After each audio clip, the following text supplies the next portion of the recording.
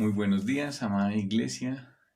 Gracias por el privilegio de poder entrar a sus casas a través de este tiempo devocional en que podemos escudriñar la palabra y conocerle a Él más profundamente. Muchas personas se preguntan cuándo es la edad apropiada para casarme, en qué consiste el matrimonio, ese matrimonio, quién lo creó, y han tergiversado tanto la idea del matrimonio hoy en día que se habla de matrimonios en personas del mismo sexo y todas estas cuestiones que nos abaten, que nos cuestionan, que nos preguntan. ¿Qué dice la Biblia? ¿Qué dice Dios acerca del matrimonio? ¿Quién lo instituyó? ¿Para quién es el matrimonio? ¿Cuándo me voy a casar? ¿Cuál es la meta del matrimonio? Estas y tal vez otras preguntas van a ser contestadas con la palabra de Dios en Génesis capítulo 2, versículo 24, pero antes acompáñenme a orar.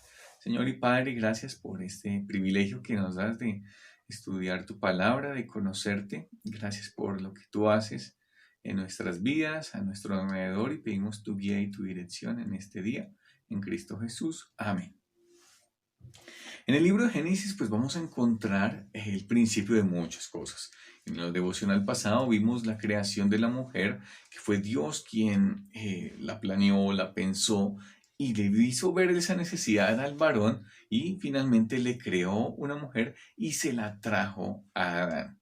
Adán la vio y se desbordó en elogios para con ella, dice, esta es hueso de mis huesos, carne de mi carne, y será llamada, por tanto, varona, porque de él fue tomada. Y digamos que hombre y mujer, para los ojos de Dios, los dos son a imagen y semejanza de él. Pero Dios instituyó algo muy hermoso aquí en el Génesis capítulo 1 y 2, y es el matrimonio. El matrimonio es una institución creada por Dios que no distingue ni idioma ni cultura. Fue creada para la humanidad. Puedes ir al otro lado del mundo y allá también está establecido el matrimonio. Puedes ir a la selva con los indígenas y con población que digamos que lo consideraríamos aislada, pero también está instituido el matrimonio. Es instituido por Dios, es un ente que aparece en Génesis y vamos a ir al final de la Biblia y también va a estar. Entonces, en Génesis 1 y 2 tenemos el diseño original, cómo fue planeado y pensado el mundo por Dios. Y a lo largo de toda la Biblia tenemos ese plan de redención de cómo Dios va a restaurar todo lo que el hombre decidió irse en contra también con la caída en Génesis capítulo 3, con la entrada del pecado, de la muerte. Y al final de todos los tiempos vamos a encontrar otra boda entre Cristo y la iglesia. De manera que el matrimonio para Dios es muy, muy, muy importante porque es una ilustración también de lo que es el Evangelio. Efesios capítulo 5 nos habla del vínculo entre Cristo y la iglesia. Así que el matrimonio es muy, muy importante para Dios. Es una institución creada por Él que no distingue a nadie. En Génesis 2, si ustedes leen así de largo, Génesis capítulo 1 y 2, vamos a encontrar que tiene un estilo literario histórico. Vas a encontrar historia paso a paso, cómo fue Dios creando todas las cosas.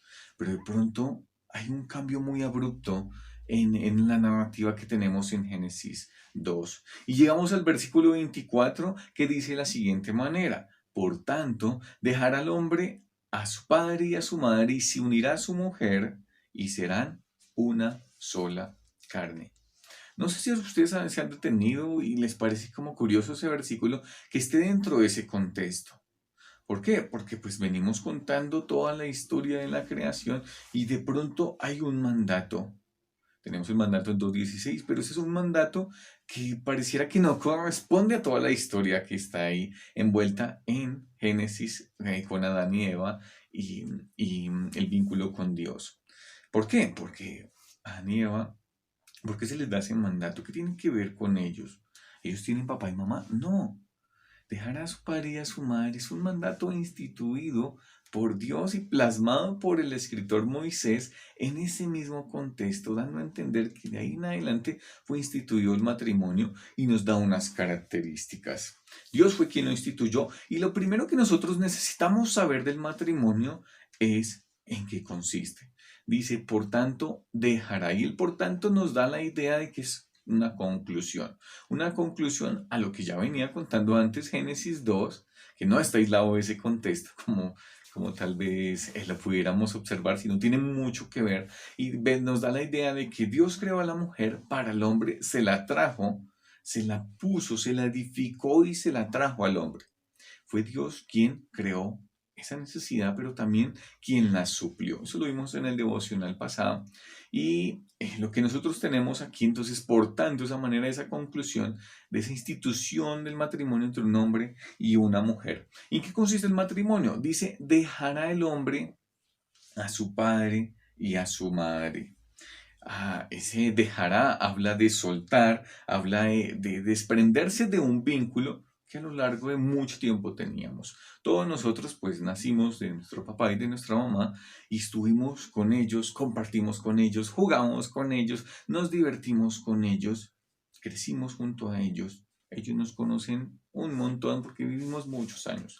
Pero llegará un momento en que el hombre tenga que cortar ese vínculo. Y cuando hablo de cortar ese vínculo, no hablo de que ya me desentendí de mis papás, no, porque Dios nos manda en Éxodo 20, en los mandamientos y en el Nuevo Testamento, a que debemos dar honor a nuestros padres. No habla de un desligarse que ya me desentiendo y no tengo nada más que ver con ellos, no. Pero sí habla de que me voy a desvincular y voy a unirme a un vínculo superior. Me voy a desvincular del hogar con el cual estuve haciendo parte para formar otro hogar. Durante muchos años estuvimos ligados a nuestros padres, pegados a ellos, pero es un momento en el que necesitamos desligarnos. La pregunta es, ¿cuándo? Muchos jóvenes inician relaciones sentimentales 13, 14, 15, 16 años y la pregunta es, ¿están pensando en un matrimonio? ¿O lo están haciendo simplemente porque los demás lo hacen, por moda, por jugar? No debería ser así. Si nosotros iniciamos una relación sentimental, debemos tener la meta a esto, a un matrimonio. Porque la voluntad de Dios es el plan de Dios. De manera que cuando te estás preparando, estás pensando, debemos contemplar lo que es el matrimonio. Si tú, amado joven, estás pensando en casarte, tienes una relación sentimental, debes proyectarte hacia lo que dice la Biblia acerca del matrimonio. Y los que ya estamos casados, pues debemos mirar cuál es la meta, qué es lo que Dios quiere y cómo yo puedo, a la luz de la Biblia, implantar y aplicar muchos principios que Dios me deja plasmados aquí. Entonces, dejará. Tenemos que desvincularnos de nuestros padres, pero ¿cuándo es ese momento? Y nota que el versículo hace el énfasis, dejará el hombre. Cuando yo estoy listo para casarme, hay una característica y es que soy un hombre. Tú dices, ay, pero es que todos nacimos en mi cédula o en mi tarjeta de identidad dice que soy masculino y femenino. Sí, todos nosotros nacimos siendo varones o hembras. Nacimos con sexo, pero nos volvemos hombres. Y las mujeres, pues llegarán a ser mujeres. ¿Qué es lo que dice la Biblia acerca de ser hombre? ¿Qué hace un hombre? Y el estándar máximo lo tenemos allí en Efesios capítulo 5. Ustedes pueden leer Efesios capítulo 5 y el estándar a seguir es el mismo Cristo y lo que hace con la iglesia. ¿Qué hace Cristo con la iglesia? Y tú vas a encontrar en esa lista que la ama. Y no es un amor de que, ay, yo te amo mucho y tan, y el cariño, el abrazo. No, es un amor de que se entrega totalmente. Es un amor sacrificial. Es un amor que entrega absolutamente todo, que no piensa en sí mismo, sino se entrega totalmente para con la otra persona. ¿Qué más encontramos en Efesios capítulo 5? Vemos que sustenta y cuida. Mi amado joven, ¿tienes la capacidad de sustentar un hogar? ¿Tienes un empleo para sustentar? ¿Tienes la capacidad económica para sustentar a una mujer? Si ni siquiera lo puedes hacer, ni siquiera estés pensando en el matrimonio, todavía no estás listo, no eres un hombre. ¿Puedes cuidar de una mujer? La mujer requiere de cuidados, requiere de manutención, requiere de comprar sus cosas y de presentársela a sí mismo pura y sin mancha, así como Cristo presenta a la iglesia. También la palabra nos dice que nosotros presentamos a nuestra esposa y que la santificamos por la palabra, de manera que somos nosotros quienes vamos a enseñar a nuestra esposa acerca del Señor. ¿Te has preparado? ¿Lees tu Biblia? ¿Estás listo para casarte? Y mi amado esposo, ¿también lees la Biblia en tu casa? ¿Le enseñas la Biblia a tu esposa? Eso es lo que nosotros debemos estar haciendo. Entonces, ¿Quién está listo para casarse cuando se es hombre? Y si ya estamos casados, pues como hombre, ¿qué es lo que demanda Dios de cada uno de nosotros que estemos haciendo? Eso es para que lo estemos pensando. Y lo mismo las mujeres. ¿Cómo me convierto en mujer? ¿Qué hace una mujer en la Biblia? Léete Proverbios 31, léete las cartas de Tito. Hay muchas características de las mujeres en su papel como esposa, como madre y aún dentro de la misma iglesia. ¿Quieres convertirte y saber que está lista para casarte? Mira lo que dice la Biblia acerca de ser mujer. Algo que nosotros también debemos notar en el versículo 24, 2:24 de Génesis, por tanto dejará al hombre a su padre y a su madre y se unirá a su mujer y serán una sola carne. Ese se unirá habla de adherirse, habla de pegarse, de juntarse, de ligar. ¿A quién se va a unir? Nota que deja a su papá y su mamá, rompe ese vínculo y no se queda solo, sino que se va a unir a otro vínculo, se va a adherir a un vínculo que va a ser con su mujer. Esto, lo que esta unión que vemos aquí va más allá de lo que es el área física. Siempre pensamos que se unir a su mujer habla de tener intimidad, de tener relaciones sexuales, pero esa unión va mucho más allá, va de la parte emocional, de la parte espiritual y aún de la parte física. Hay una unión, un pegamento que Dios diseñó y que Dios planeó para el matrimonio. Tristemente, nuestra sociedad y muchos jóvenes caen en relaciones sexuales antes del matrimonio. ¿Y qué pasa? Hay esa unión física y se lleva a cabo ese pegamento.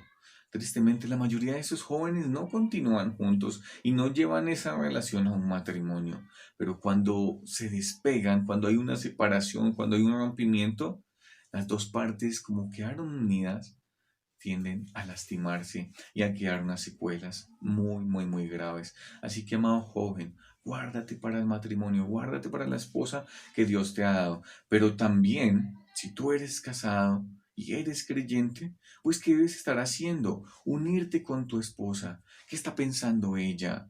¿Por qué está de esta manera? Y hay un conocimiento que es espectacular entre los esposos y esa es ser nuestra meta. No simplemente estar unidos teniendo intimidad, sino una unión espiritual, en comunión con el Padre, una unión emocional en que quiero saber cómo está, qué piensas, cómo te sientes. Esas cosas son muy, muy, muy importantes. ¿Qué más podemos notar aquí? Hay una meta. En el matrimonio hay una meta. ¿Cuál es la meta? 2:24 nos dice al final, y se unirá a su mujer y serán una sola carne. Nota que la idea en el español nos habla de serán como algo futuro, algo que se logra, algo que se alcanza. Si tú ya eres casado, ¿eres una sola carne con tu esposa? ¿Eres una sola carne con tu esposo, amada dama? ¿Cómo podemos evaluar todo esto? Esa unión que Dios estableció, ese vínculo matrimonial que Dios mismo estableció, pues tenemos que proyectarnos, tenemos que afianzarnos y pulirlos en esa unión. De manera que cuando somos una sola carne, quiere decir que si yo miro a mi esposa que está haciendo este gesto, ya sé que está pensando, que si miro que se está tocando la cabeza, ya sé que está enferma.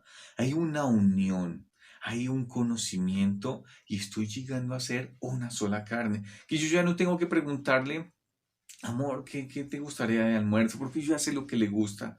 Yo no tengo que estar en esa pregunta de, ay, ¿qué hago? ¿Qué tal cosa? No. ¿Por qué? Porque ya somos una sola carne y hay un conocimiento mutuo en la parte emocional, sentimental, en la parte física. Hay una intimidad entre ellos espectacular que nosotros podemos evidenciar. Entonces, si ustedes ya son casados, su meta cuál debe ser, mi meta cuál debe ser una sola carne con mi esposo, ser una sola carne con tu cónyuge. Pero nota que ese vínculo es entre un hombre y una mujer. Tú, amada dama, no eres una sola carne con tus hijos. Amado esposo, no eres una sola carne con tus papás. Eres una sola carne con tu esposa, con esa mujer que el Señor te trajo. Adán, Dios le trajo a Eva. A cada uno de nosotros espero que el Señor nos haya traído nuestra esposa y vamos a ser una sola carne con ella. Nosotros no somos una sola carne con ningún otro familiar, con ningún otro parentesco, sino solo hombre y mujer, esposo y esposa. Esa es la unión perfecta, ese es el vínculo perfecto y ese es el plan de Dios. La ilustración del matrimonio es importante, lo dejó en Génesis 2, lo proyectó con el Evangelio entre Cristo y la Iglesia y al final de los tiempos también tendremos una boda. ¿Consideras importante el matrimonio?